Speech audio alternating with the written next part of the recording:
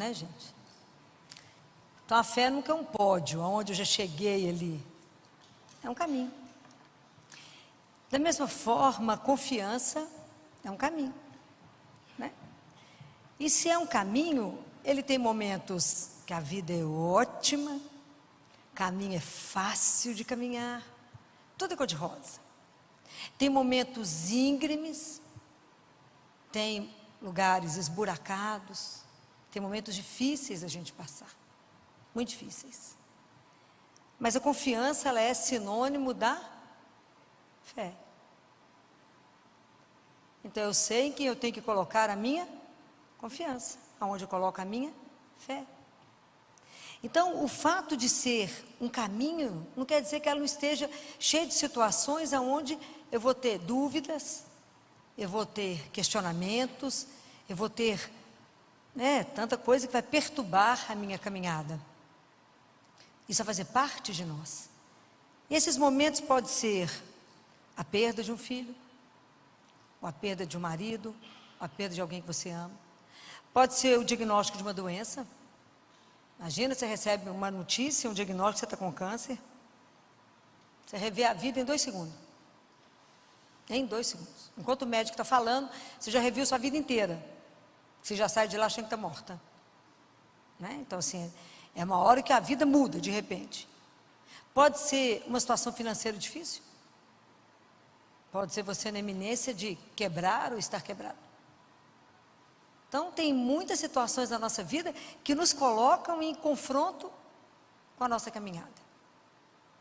Aí a gente pensa assim, gente, mas por que Deus está fazendo isso comigo? Por que comigo? A primeira pergunta que a gente sempre faz é, por que comigo? Então, vamos pensar aqui na nossa fase escolar.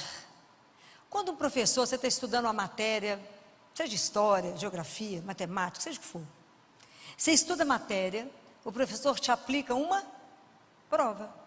O que ele quer saber com a prova? O quanto você aprendeu da matéria. Tá certo?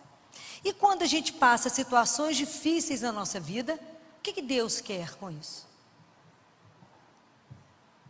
Ixi, o que Deus quer com isso? Na verdade, Deus quer revelar para nós quem nós somos.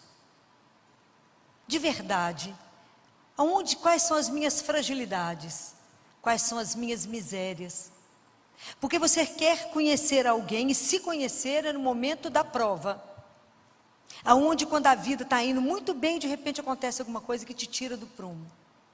Então, nesse momento, desse acontecimento na nossa vida, é o momento que Deus te faz o holofote voltar para você e fala, se conheça. Veja o quanto você é frágil, o quanto você é miserável, o quanto que você precisa de mim. Você precisa da minha misericórdia, porque sem mim, nada. Mas nada é nada. O dia que a gente entender que até para respirar nós dependemos de Deus. Sem mim, nada. Então eu preciso fazer com que você se conheça. E quanto mais a gente se conhecer, nós vamos entender o que é o cristianismo. Não julgue, não condene. Aceite, acolhe. Porque às vezes você só não matou alguém porque você não teve oportunidade. No momento de uma ira, quem somos capazes de falar que eu faço ou não faço? Quem somos nós? Dependendo da situação.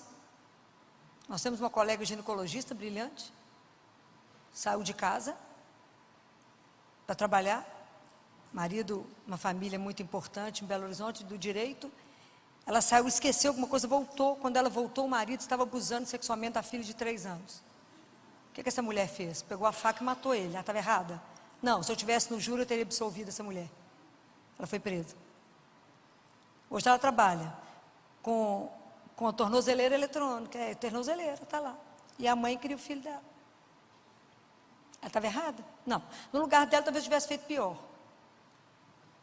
Então, por isso a gente não julga, a gente não condena, porque a gente não sabe quem nós somos. Então, cada vez, guardem uma coisa, Deus só tem sim para nós. E Deus tem 3 tipos de sim.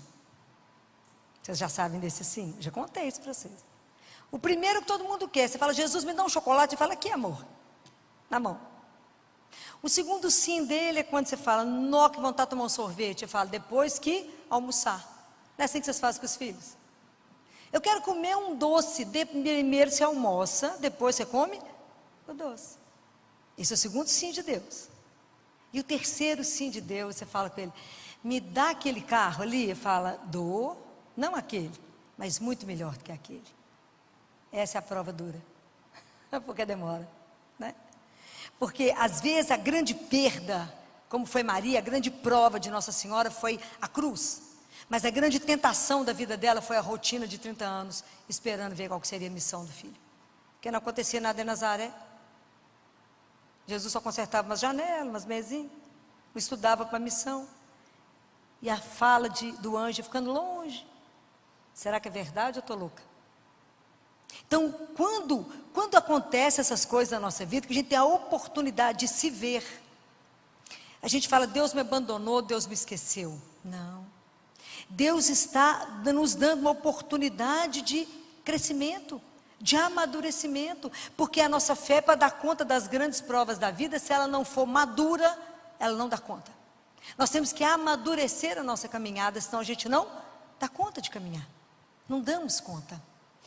E é tão interessante, porque quando você corrige o filho, o que o filho fala com você? Mãe, você é chata, você não gosta de mim, né? Fala com seu filho, igual eu estou fazendo lá no consultório, desaplica o TikTok. É a morte. Falei, por que eu estou pedindo a vocês para desaplicar o TikTok? Porque hoje ele é a maior causa de doença mental nos filhos de vocês. Então desaplica essa praga chamada TikTok, que depois vocês vão gastar com psiquiatra e não vai dar conta. Aí os meninos falam, mas você me odeia. Eu falo, o que está escrito embaixo do que eu estou falando e a sua mãe está falando? Não sei, então lê de novo a folha em branco. Está escrito, desaplica o TikTok, vai dormir cedo, vai fazer esporte, vai comer. O que está escrito embaixo?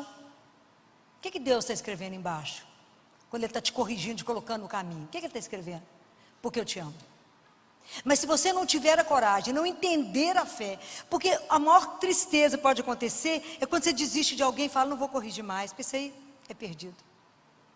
Entendem? Quando alguém lembra de você, te corrige, fala, menina, senta direito, você fica torto. Menina, escova dente, que você tem que ter aos 90 anos, a boca perfeita. Menino, faz isso, por que eu falo com eles? Sabe por que eu sou tão chata? Porque eu te amo. E eu não vou ser mal acabado. Porque nenhum de nós nasceu para ser um projeto falido de Deus.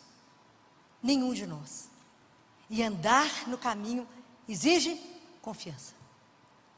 Mas então, se a gente já tem uma caminhada de fé, às vezes a nossa caminhada de fé, né, gente, às vezes é uma fé baseada somente no que eu ouvi na infância, fiz a primeira Eucaristia, às vezes fui até a Crisma e frequento a missa. E acho que rezo muito. Aí de vez em quando alguém te chama para rezar um terço, marido Carmo chama vocês vêm e rezam. De vez em quando. Se ela chamar muito, vocês não vêm não. A luta. Aí acontece alguma coisa na nossa vida, você fala, Deus me abandonou, Deus me esqueceu. Mas é porque a nossa fé, ela é frágil, porque ela não está bem sedimentada.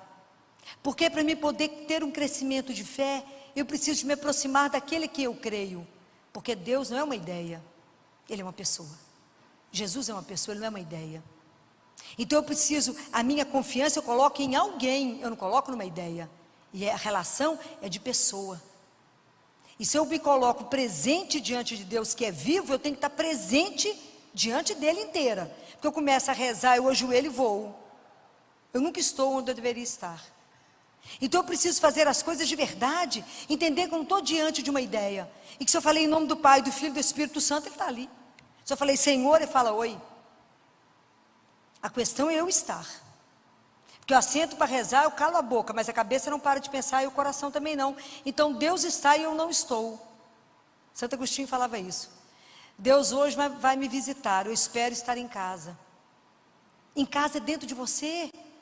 É você voltada a estar de verdade diante daquele que é o Senhor. Senão a gente reza e não reza. Porque se você reza e sai com o coração pior do que você entrou, você rezou? Não, para alguma coisa errada. A oração ela tem que te acalmar. Tem que fazer a entrega.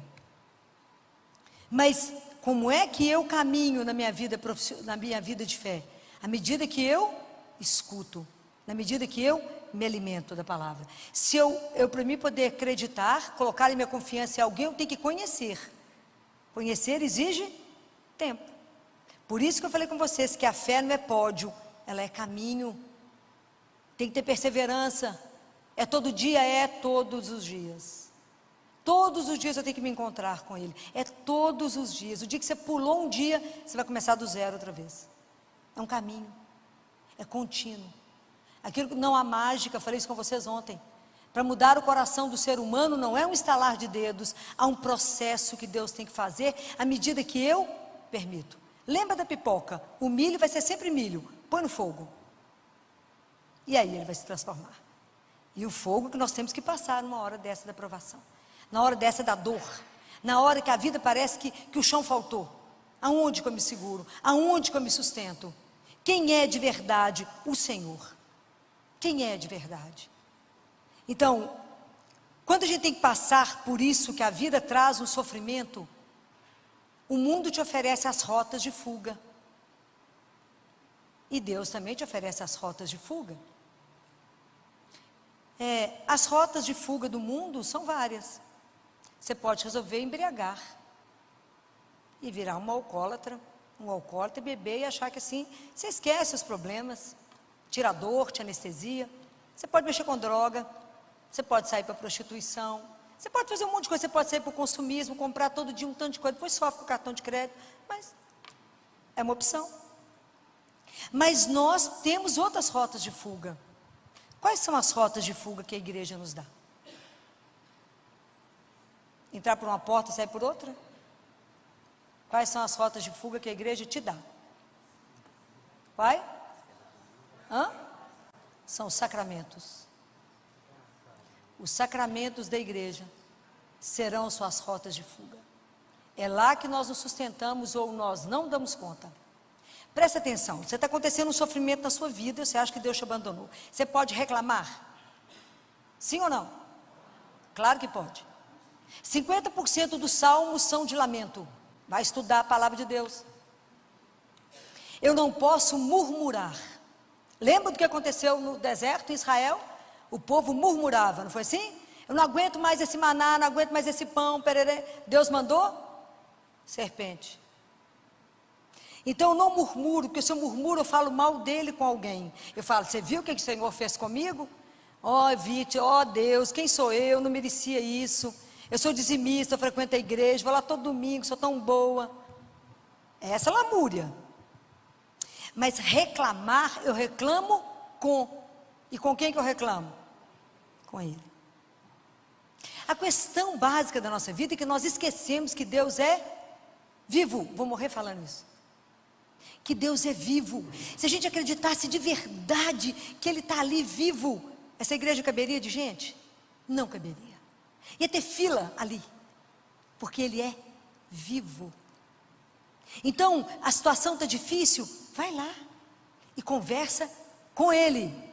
E fala com Ele, somente com Ele, o que está te acontecendo. Vocês acham que eu já fui lá chorar com Ele quantas vezes? Inúmeras. Chega lá e rasga seu coração diante dele e fala, Jesus, eu não vou dar conta.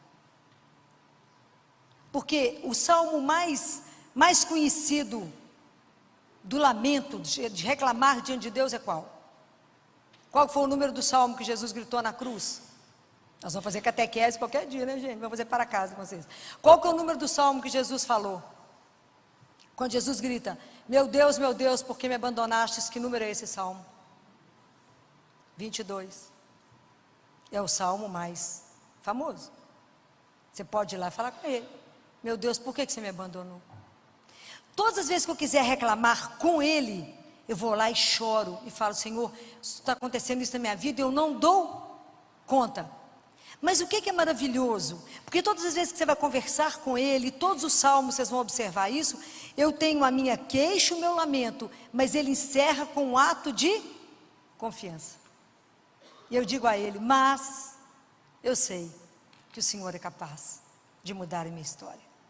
Mas eu sei que o Senhor é aquele que pode dar. Tem um salmo que a gente fala com Ele. Dai ao vosso servo a vossa força, salvai o filho de vossa escrava, dai uma prova de vosso amor, a fim de que os meus inimigos percebam que só vós, Senhor, sois o meu sustento e a minha força. Então quando você vai lá e fala, porque toda vez que você vai lá e faz uma queixa, você termina falando com ele, mas eu confio no seu amor, na sua misericórdia. É assim, é com ele que você vai lá contar que você não está dando conta. E Jesus já falou e eu já contei isso para vocês. Foi comigo que ele falou isso não, mas ele falou. Traga para mim os seus problemas, porque a solução eu as tenho. Não vem até mim como quem vai ao médico levando a receita pronta. Falei, você está tão atual, né, Jesus? É. Não vai, porque o pessoal vai no Google, pega a receita e leva para a gente. Traga os seus problemas. E trazer problema é trazer problemas. Fala que Jesus, problema número 1, não tem dinheiro para pagar a conta esse mês. Acabou o assunto, que agora o problema já é dele, muda de assunto. Número 2, a gente não dá sugestão para quem é o Senhor de todas as coisas. Compreendem? Então a primeira coisa que nos falta é visita frequente ao Santíssimo. Quantos de vocês adoram o Senhor pelo menos uma vez por semana? Com pouca gente. Por quê? Porque não cremos de verdade que Ele está vivo. Ah, não cremos. Que tudo eu posso ir lá no ouvido dele e contar para ele? Não cremos. A gente entra num ativismo, porque a gente acredita que tudo acontece pela força das nossas mãos. E na verdade tudo depende do Senhor. Até a gente aprender esse caminho, né? Mas então a rota de fuga que nós temos, a primeira coisa é vir adorar Jesus. Tem algo te perturbando, tem uma ferida em você, que você precisa de resolver. Hoje a gente assistiu já a missa, a cerimônia, muitos já assistiram. E hoje Jesus institui a confissão. Se alguém perguntar para você, e você já ouviu muita gente falando assim, mas por que eu não posso confessar direto com Deus? Por que eu tenho que ir no padre? O que vocês vão responder, vocês sendo cristãs, católicas? Porque Jesus é que escolheu isso. Foi Ele que soprou sobre os apóstolos e falou, o que vocês perdoarem estará perdoado, o que não está perdoado está retido. Quem fez isso foi Ele, porque Ele quis assim. Se você não concorda, um dia você chega lá, você conversa com Ele sobre o assunto, mas Ele instituiu dessa forma. Então a gente precisa buscar a confissão. Vai lá, porque é a misericórdia. Vocês imaginam o Senhor poder vir até a nossa miséria? É a nossa miséria que eu coloco dentro do coração dele e falo, me perdoa que eu não dou conta. Me perdoa a fraqueza, me perdoa por ter feito isso, me perdoa. E ter a chance de começar de novo, uma vida nova. Uma nova história, uma nova caminhada com Ele. Como que vai nos faltando consciência da fé? Consciência do nosso caminho. Como que a consciência do amor de Deus, ela é decisiva na nossa caminhada espiritual. Como é decisivo para nós? Entender que somos filhos amados. O amor de Deus não é emprestado nem dividido. Ele é pessoal, intransferível, eterno, dinâmico. Deus não substitui isso. Nós temos que entender isto. E no dia que vocês entenderem essa frase, eu sou uma filha amada, eu sou um filho amado, a sua vida espiritual terá um outro começo. Vai ter uma outra consistência. E um outro sacramento que a gente precisa demais é qual? Além da confissão, além da grande oportunidade, que não é um sacramento, mas é um tratamento, a adoração. Qual outra coisa importante? A Eucaristia. Por que a gente precisa da Eucaristia? Mais do que um alimento espiritual. Quando eu comungo, eu recebo o quê? Corpo, sangue, alma e divindade. Parece pão, tem cheiro de pão, tem gosto de pão, mas é Jesus vivo. Por isso a gente não entra na fila de qualquer forma. Por isso que a gente tem que prestar atenção quando vai comungar. A gente não entra como se fosse fila para pegar qualquer coisa e dizer, observe-se. É Deus vivo. E por que eu dou conta, posso padecer o que for no corpo? Porque eu recebo um corpo, tem um corpo que me sustenta, que eu acabei de receber na Eucaristia, que sustentou o pior sofrimento do mundo. Então se eu recebo esse corpo vivo em mim, eu dou conta do que vier. Porque quem me sustenta? O próprio Deus. O problema que nos falta é fé. Nós não queremos de verdade acreditar mais ou menos. Porque a gente quer prova, né? Quer prova. Por isso que Jesus falou hoje, bem-aventurado aqueles que não me viram e creram. Como nos falta essa certeza de que quando eu recebo a Eucaristia, eu recebo um corpo inteiro, eu recebo sangue. Então, por isso, as maiores dificuldades, as maiores provações, eu dou conta não por mim, mas por causa desse corpo que me carrega, que me sustenta.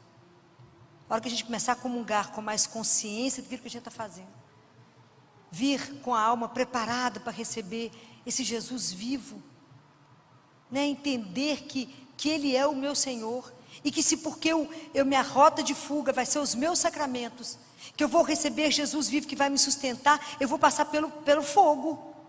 Sim, vou passar pelo fogo, mas é o fogo que não me queima, mas que me purifica. É a sarça ardente, ela me purifica, mas não me queima, mas me transforma, me faz muito melhor do que eu ousei sonhar. Deus revelou para mim que eu sou capaz de muito mais do que eu imaginei que eu seria capaz. Por quê? Porque Ele em mim. Porque é na minha fraqueza que se manifesta o poder da minha força, na sua fraqueza. Não foi isso que Paulo falou com ele? Basta-te a minha graça, Paulo, porque é na sua fraqueza que manifesta o poder da minha força. Então a gente precisa entender que nós somos dependentes de Deus, e que a nossa relação com Deus tem que ser igual uma relação de filho, de criança, nessa pureza, nessa simplicidade. Não queiram dar conta de nada, não queiram. A hora que a provação vier, fala com Ele, me carrega, eu não dou conta. A hora que a dor bater na nossa porta, fala, seja meu sustento, seja minha força, me dá a luz, me dá o caminho. Fala, Senhor, está tudo escuro. Quantas vezes falei? E às vezes a única coisa que eu preciso, quando foi no dia da morte do meu pai, eu falei com ele, a única coisa que eu preciso é da sua mão, porque se o Senhor me der a mão, eu não terei medo. Às vezes a única coisa que você precisa é da mão dele para você caminhar. Então as nossas rotas de fuga que vão nos sustentar no sofrimento, nunca se esqueçam disso, são os sacramentos. E dos sacramentos em especial, a Eucaristia. Lembrem que vocês vão receber o corpo santo daquele que sustentou o pior sofrimento do mundo. Por isso você dará conta de qualquer sofrimento que você tiver que passar, porque Ele é o seu sustento. Então, se Deus for o nosso sustento, tudo certo. Então, diante de você entender que você pode reclamar com Ele e dar a sua confiança nele, que você pode ser sustentado pelos sacramentos para dar conta do sofrimento, nos falta de verdade falar mesmo que nós temos confiança, que a aliança de Deus é eterna e que Deus é fiel, e que os fios de cabelo da minha cabeça estão todos contados, e que meu nome está escrito na palma da mão dele, que Ele é o único que sabe tudo da minha vida, e é uma experiência maravilhosa. Vocês vão descobrir isso, que Ele é o Senhor do tempo, e que o dia dele tem mais do que 24 horas. Experimenta essas coisas. Deus é o Senhor de todas as coisas. Quanto mais vocês aprenderem a ser dependentes dele, mais o Senhor fará. Quanto mais você se colocar com humildade, humildade é a consciência que nós somos criatura e Ele é o Criador, e que em tudo eu dependo dele, e que a misericórdia dele, né, nas entranhas dele, o amor que Ele tem por cada um de nós, nunca irá acabar, nunca. Eterno, eterno é o seu amor, né? A misericórdia de Deus é eterna, e que a cada manhã a misericórdia de Deus se renova. Como é que eu vou levantar? Porque a misericórdia de Deus se renova, e Ele é a minha força, é o meu sustento, por isso eu caminho, por isso eu ando, um dia de cada vez, conforme está escrito em Mateus 6, 24 a 34, um dia de cada vez, um dia basta, um dia na misericórdia, um dia na presença, somente um dia, é na fé, nessa confiança incondicional. Quando a gente sabe que a nossa fé, onde ela está, a gente pode repetir o que está escrito em Lucas, capítulo 11, versículo 9, quando Jesus nos diz assim: pedi e vos será dado, buscai e achareis, batei e vos será aberto, porque todo aquele que pede, recebe. O que busca, acha. E o que bate, se abrirá. O que Deus vai negar aos filhos dele? Nada. Porque Ele nos ama. Então nós sabemos onde colocamos a nossa confiança. Nossa confiança tem nome e sobrenome. É Jesus de Nazaré. Nunca duvidem. Caminhe apenas. E eu relembro para vocês um trecho de um poema de Simone Weil, que diz assim: eu apenas sei que caminho, como quem é olhado, cuidado e amado. Andar sob o olhar de Deus, que sabe tudo o que estamos vivendo, sabe a menor dor da maior dor, e que nos ama incondicionalmente. Isso não tem preço. Então, às vezes a gente conhece o preço de muita coisa, mas não sabe o valor delas. Por tudo que tem preço, Mastercard dar conta. Para aquilo que de verdade tem valor, só Deus nos basta. Louvado seja o nome de nosso Senhor Jesus Cristo.